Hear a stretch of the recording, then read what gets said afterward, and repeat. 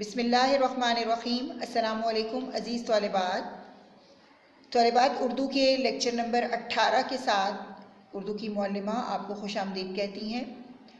آج کے لیکچر میں ہم آپ کی کتاب کے صفحہ نمبر 90 یعنی 9090 پر موجود ایک نئے سبق کا آغاز کریں گے جس کا نام ہے ایک موجد کی کہانی۔ موجد کہتے ہیں ایجاد کرنے والے کو، یعنی کوئی چیز جو ایجاد کرتے ہیں جو لوگ، ان کو کیا کہا جاتا ہے؟ موجد کہا جاتا ہے۔ تو آئیے ہم دیکھتے ہیں کہ اس سبق میں ہمیں کس موجد کی کہانی جو ہے وہ بیان کی جا رہی ہے۔ سبق کی بلند خوانی کر رہی ہوں، غور سے سنیے گا۔ تھامس ایلوا ایڈیسن 11 فروری سن 1847 کو میلان میں پیدا ہوا۔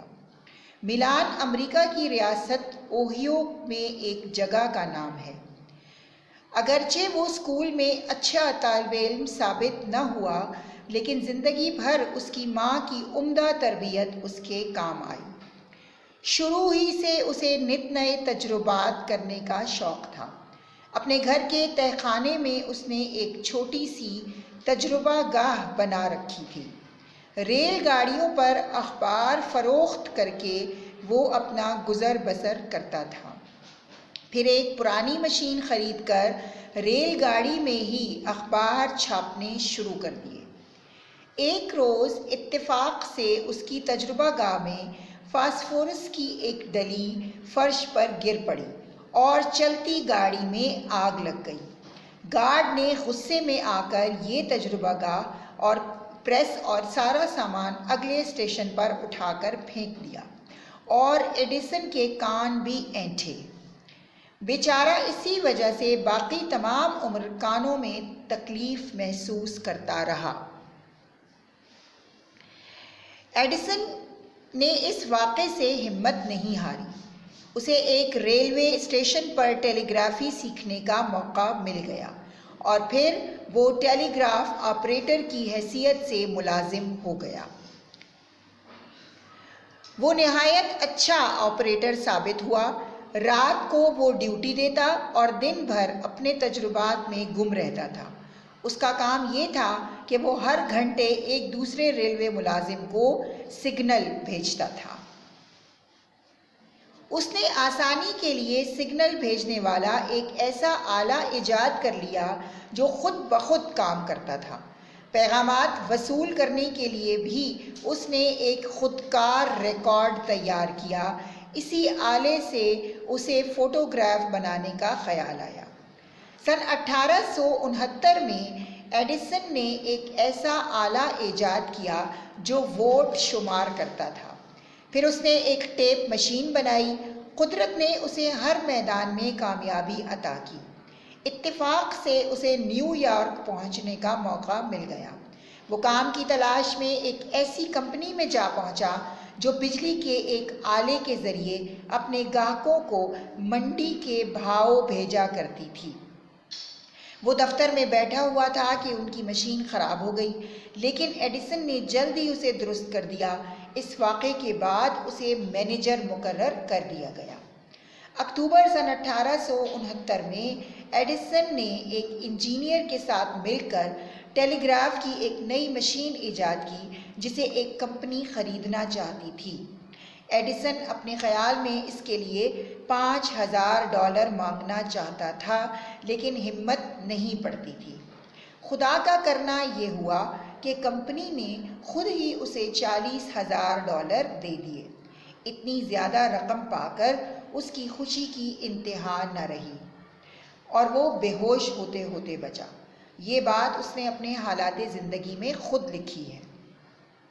اتنی رقم مل گئی تو ایڈیسن نے نیو جرسی میں ایک بڑی دکان کھول لی جس میں وہ ٹیپ مشین اور اس کے پرزے بناتا تھا۔ پھر اس نے ٹیلی گرافی یا تار برقی کے آلات میں اصلاح کی۔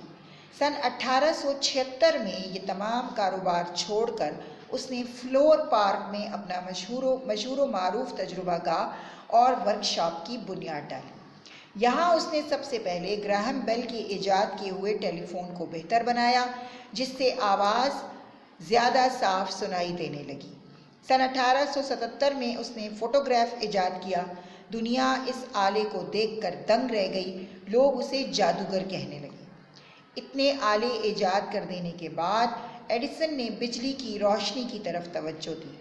اسی کی محنت کا نتیجہ ہے کہ آج گاؤں گاؤں بجلی پہنچ چکی ہے اور رات کو بھی دن کا سما رہتا ہے۔ ایڈیسن نے ہی بجلی کا بلب تیار کیا۔ وہ روشنی حاصل کرنے کے لیے کوئی ایسی چیز استعمال کرنا چاہتا تھا جو برقی رو سے چمکے اور ختم نہ ہو۔ اس نے کئی دھاتوں کے تاروں پر تجربات کیے، لیکن اس کی ضرورت کاربن سے پوری ہوئی۔ پھر بانس کا ریشہ اس کام کے لیے موزوں پایا تو اس نے عمدہ بانسوں کی تلاش شروع کر دی۔ اس نے اپنے آدمیوں کو ان علاقوں میں بھیجا جہاں اچھا بانس پیدا ہوتا ہے۔ وہ اپنے تجربات میں کامیاب رہا اور جب پہلی مرتبہ نیو یارک کا شہر بجلی کی روشنی سے جگمگا اٹھا تو اس کی سیر کے لیے دور دراز سے لوگ آئے۔ حکومت کو اسپیشل گاڑیاں چلانا پڑی۔ ایک مدت سے ایڈیسن کے ذہن میں متحرک تصویروں کا خیال تھا۔ اس نے 2 سال بعد ایک اور مفید چیز ایجاد کی جس کا نام کینٹوگراف رکھا۔ یہ دنیا کا پہلا موشن پکچر کیمرہ تھا جس سے متحرک اشیاء کی تصویریں لی جا سکتی تھیں۔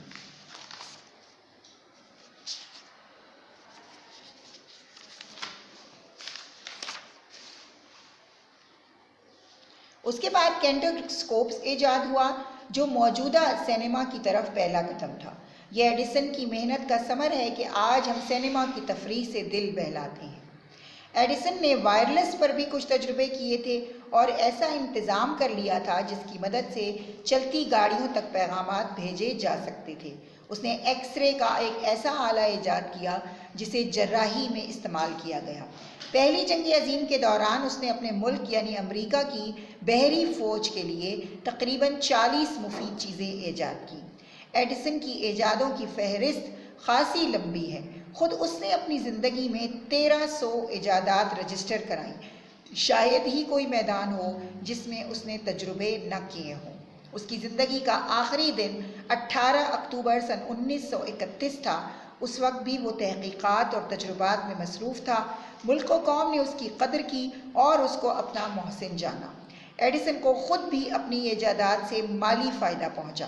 اس نے ایک کامیاب زندگی گزاری، تمام عمر محنت سے کام کیا۔ اس نے غریبی اور مفلسی کے دن بھی دیکھے اور اچھے دنوں کی قدر کی، اپنا وقت ضائع نہیں کیا اور زندگی بھر انسانیت کی بھلائی کے لیے مختلف ایجادات کی۔ جب ہم اندھیرے کمرے میں روشنی کرتے ہیں یا ٹیلی فون اٹھا کر کسی سے گفتگو کرتے ہیں یا میوزک سن کر اپنا دل بہلاتے ہیں تو شاید ہی کسی کو اس موجد کا خیال آتا ہو جس نے دنیا کو بہت سی ایجادات دی۔ اس نے مرتے دم تک کام کیا اور اس کی محنت سے آج ہم سب فائدہ اٹھا رہے ہیں۔ دیکھا طالبان کہ کس طریقے سے ایک انسان نے ہماری زندگی کو آسان بنانے میں کس قدر اہم کام کیا، اور آج استعمال ہونے والی کتنی اہم چیزیں جنہیں ہم روزمرہ زندگی میں استعمال کر رہے ہیں وہ اس ایک انسان کی محنتوں اور کاوشوں کا نتیجہ تھی۔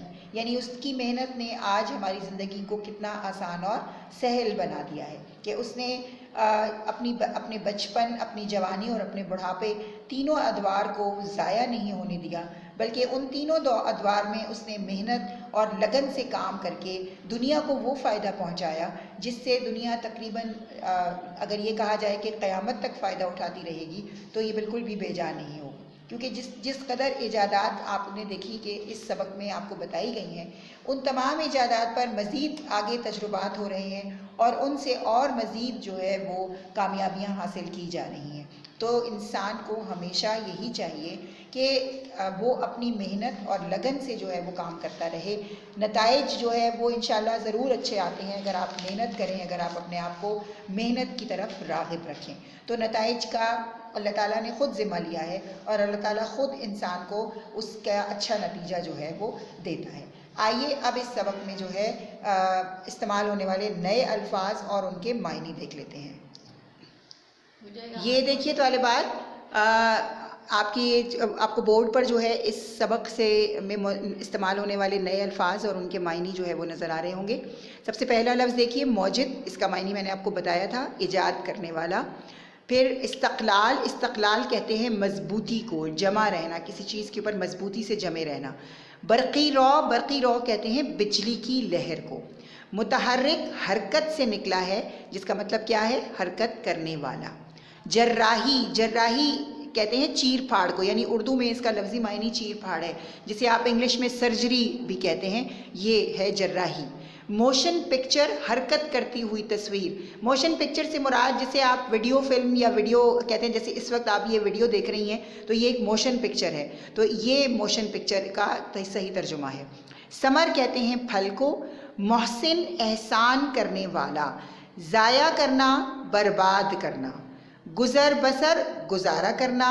خود کار، خود بخود کام کرنے والی، ٹھیک ہے۔ اور اس کے علاوہ اس میں ایک لفظ جو مجھے ابھی یاد آ رہا ہے، جو میں نے شاید یہاں لکھا نہیں ہے، اینٹھے، کان اینٹھے۔ کان اینٹھے کا مطلب ہوتا ہے کان کھینچنا۔ آپ نے پڑھا نا چیپٹر میں کہ اس کے جو مالک تھا اس نے اس کے خوب کان اینٹھے، یعنی اس کے کان اس طرح کھینچے کہ پوری عمر جو ہے مرتے دم تک وہ کان میں تکلیف محسوس کرتا رہا۔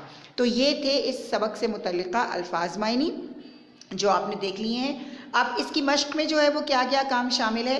سوالات جوابات ہیں، کثیر الانتخابی سوالات ہیں، خالی جگہیں اور الفاظ جملے ہیں۔ تو انشاءاللہ اگلے لیکچر میں جو ہے وہ ہم اس سبق کا مشقی کام اور قواعد کا کام جو ہے وہ کریں گے۔ تب تک کے لیے فی امان اللہ۔